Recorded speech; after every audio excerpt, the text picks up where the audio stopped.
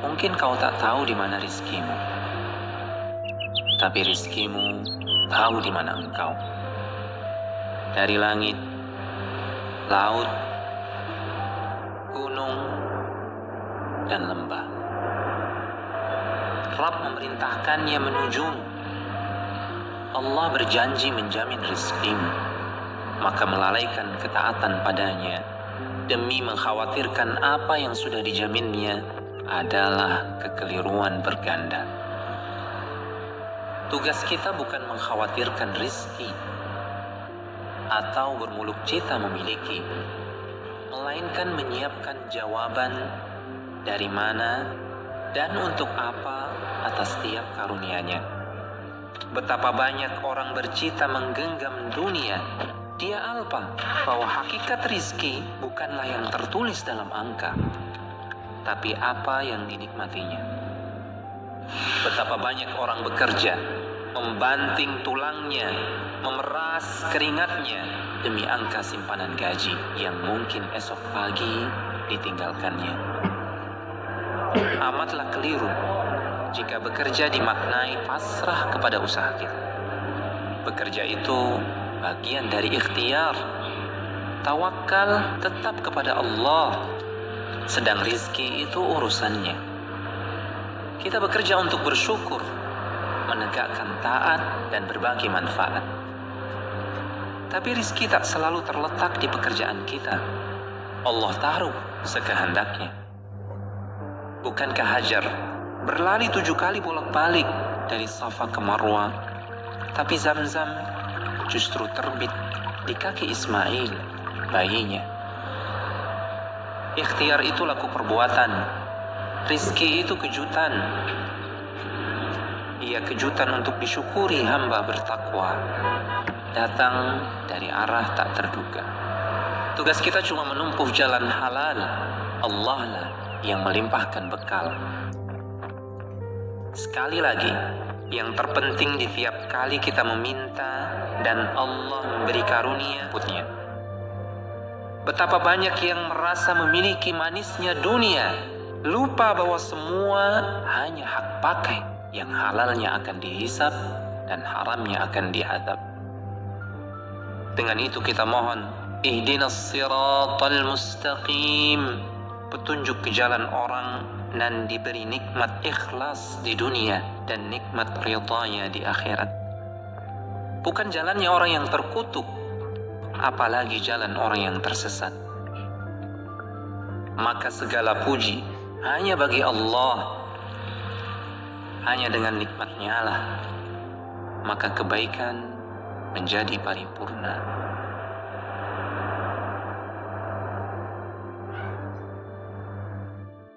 Mencari nafkah merupakan suatu amalan yang sangat mulia, dan apabila diniatkan dengan ikhlas mengharap ridho Allah Subhanahu wa Ta'ala, maka akan meraih pahala yang luar biasa, bahkan bisa menjadi pelindung dari siksa neraka.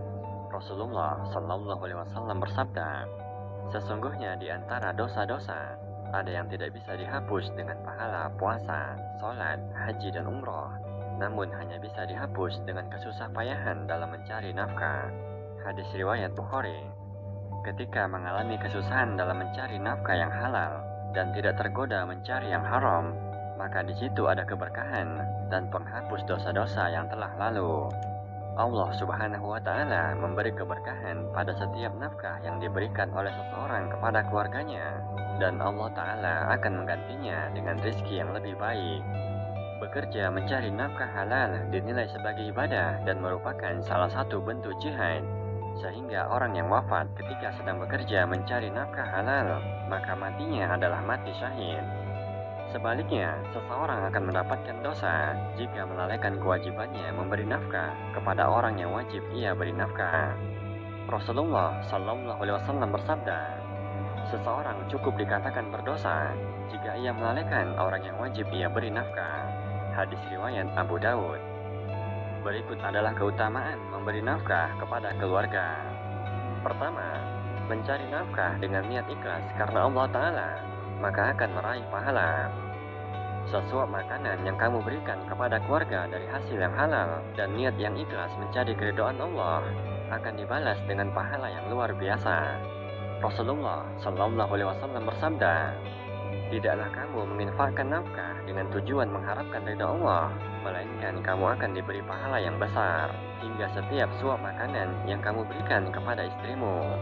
Hadis riwayat Bukhari. Hadis ini menunjukkan bahwa mencari nafkah bisa meraih pahala jika diniatkan dengan ikhlas untuk meraih ridha Allah. Namun jika mencari nafkah hanya dianggap sebagai aktivitas harian semata, maka belum tentu berbuah pahala. Kedua, memberi nafkah kepada keluarga lebih utama dari sedekah. Rasulullah Shallallahu Alaihi Wasallam bersabda, dinar yang kamu infakkan di jalan Allah, dinar yang kamu infakkan untuk membebaskan budak, dinar yang kamu sedekahkan kepada orang miskin, dan dinar yang kamu nafkahkan kepada keluargamu, maka pahala yang paling besar adalah dinar yang kamu nafkahkan kepada keluargamu. Hadis riwayat Muslim. Ketiga, memberi nafkah kepada keluarga bernilai sedekah. Rasulullah Shallallahu Alaihi Wasallam bersabda, apa yang kamu berikan untuk memberi makan dirimu, maka itu adalah sedekah bagimu. Apa yang kamu berikan untuk memberi makan anakmu, maka itu adalah sedekah bagimu. Apa yang kamu berikan untuk memberi makan orang tuamu, maka itu adalah sedekah bagimu. Apa yang kamu berikan untuk memberi makan istrimu, maka itu adalah sedekah bagimu. Dan apa yang kamu berikan untuk memberi makan pelayanmu, maka itu adalah sedekah bagimu. Hadis riwayat Ibnu Majah. Keempat, menafkahi keluarga menjadi penghalang dari api neraka. Rasulullah Shallallahu Alaihi Wasallam bersabda, jagalah diri kalian dari neraka, meskipun hanya dengan sedekah setengah biji kurma. Barang siapa yang tidak mendapatkannya, maka ucapkanlah perkataan yang baik. Hadis riwayat Bukhari dan Muslim. Rasulullah Shallallahu Alaihi Wasallam juga bersabda, barang siapa yang diuji dengan sesuatu dari anak perempuan, lalu ia berbuat baik kepada mereka, maka mereka menjadi penghalang baginya dari api neraka. Hadis riwayat Bukhari dan Muslim. Kelima, hartanya semakin barokah dan diberi ganti yang lebih baik. Memberi nafkah kepada keluarga termasuk berinfak, sehingga mendapat keutamaan sebagaimana disampaikan Rasulullah Shallallahu Alaihi Wasallam. Tidaklah para hamba berpagi hari, melainkan ada dua malaikat yang turun. Salah satunya berkata, ya Allah, berilah ganti kepada orang yang senang berinfak. Yang lain mengatakan, ya Allah, berilah kebangkrutan kepada orang yang pelit. Hadis riwayat Bukhari dan Muslim. Keenam, bekerja mencari nafkah yang halal dinilai sebagai jihad. Bekerja mencari nafkah dan rezeki yang halal dinilai sebagai salah satu bentuk jihad di jalan Allah. Bahkan lelah karena bekerja menjadi penggugur dosa-dosa kecil. Rasulullah Shallallahu Alaihi Wasallam bersabda, barang siapa bersusah payah mencari nafkah untuk keluarganya, maka dia serupa dengan seorang mujahid di jalan Allah Azza wa Jalla. Hadis riwayat Ahmad. Rasulullah Shallallahu Alaihi Wasallam juga bersabda, barang siapa pada waktu malam hari merasakan kelelahan dari upaya keterampilan kedua tangannya pada siang hari, maka pada malam itu ia diampuni oleh Allah Subhanahu wa Ta'ala. Hadis riwayat Ahmad. Demikian keutamaan memberi nafkah kepada keluarga. Semoga Allah Subhanahu wa Ta'ala senantiasa membimbing umat muslim untuk mewujudkan cita-cita rumah tangga sakinah, mawaddah, dan warahmah.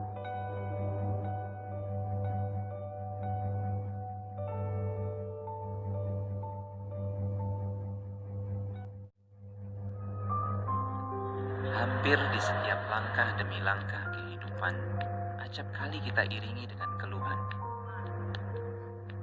Hampir di setiap masalah yang mendera, selalu kita barengi dengan keluh dan kesah.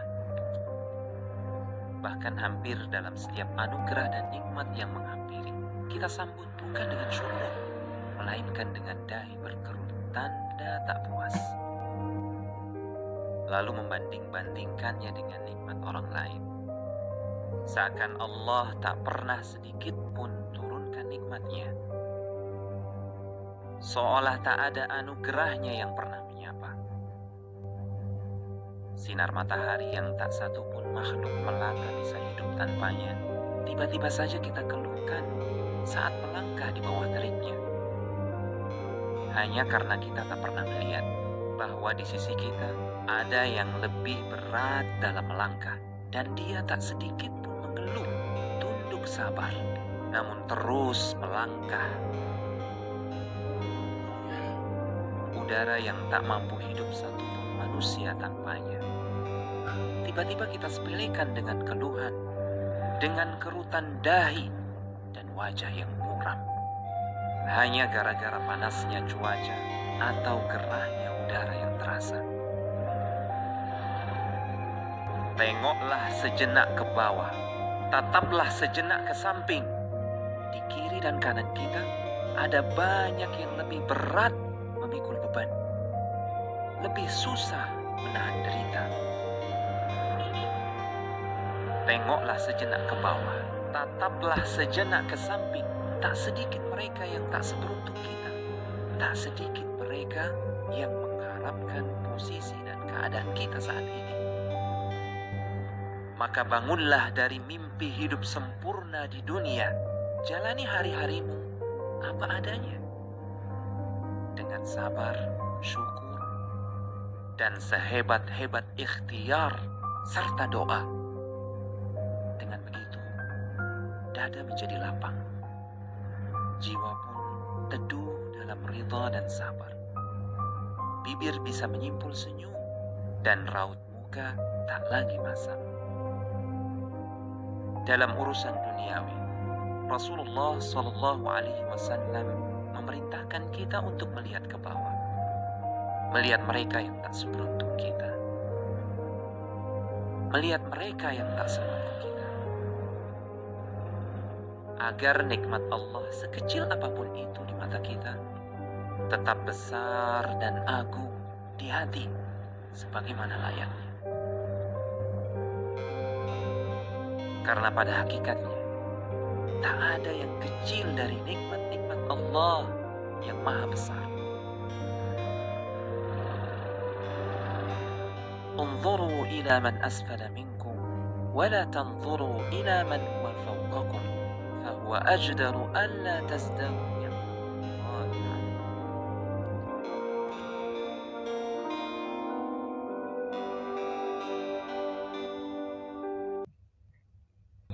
Allahumma salli wa sallim wa barik alaihi wa ala alihi wa sahbihi. Allahumma salli ala sayyidina Muhammadin wa ala ali sayyidina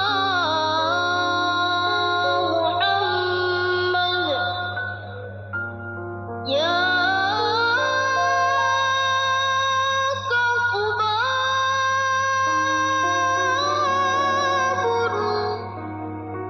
Tayyibatun madinatun Nabina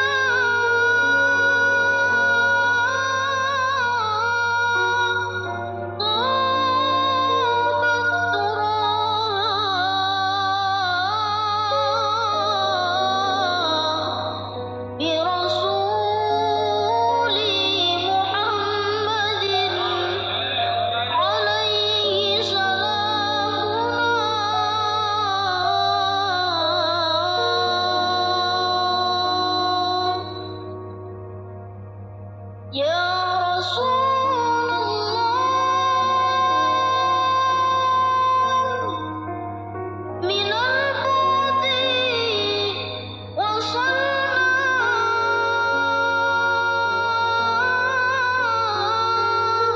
Ya Rasulullah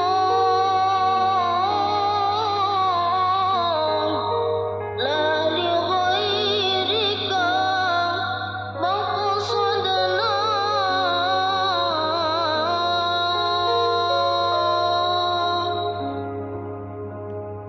Ya